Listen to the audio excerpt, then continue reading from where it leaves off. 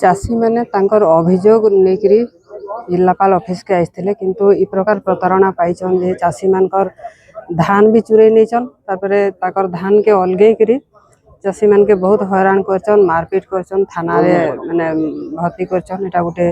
निंदनीय घटना बरगढ़ प्रशासन लगी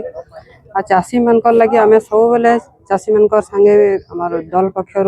सब बेले सहयोग रही है। आज भी आम चाषी मानकर लगी आज कलेक्टर ऑफिस के आसीचु ताला पका होता ये जगार आमर टीम पहुँची करी कलेक्टर ऑफिस ताला तो खोला है किंतु चाषी मानकर समाधान किसी नहीं हो पारी चाषी मान जेनटा अभियोग कर आज पर्यंत रेजिस्ट्रेशन हो नहीं पारे से सरकार प्रतिश्रुति देते माने रेजिस्ट्रेशन ना हेले भी धानटा बिक्री हवा बोलिकी आज बहुत दुखर कथा से धान बिक्री कर नहीं पारे आज जाक पड़ी ये मार्च मास है नुआ धान पंजीकरण टाइम आसीगलान एतकी दिन पर्यंत माने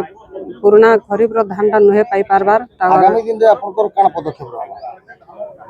आगामी दिन जदि चाषी मान रेजिस्ट्रेशन और धान बिक्री ना हो आम निश्चित भाव में चाषी मान संगे राजरास्ता के ओह्लामु आ धान केन प्रकार बिक्री हवा निश्चित भाव आम प्रशासन संगे लड़ाई करूँ।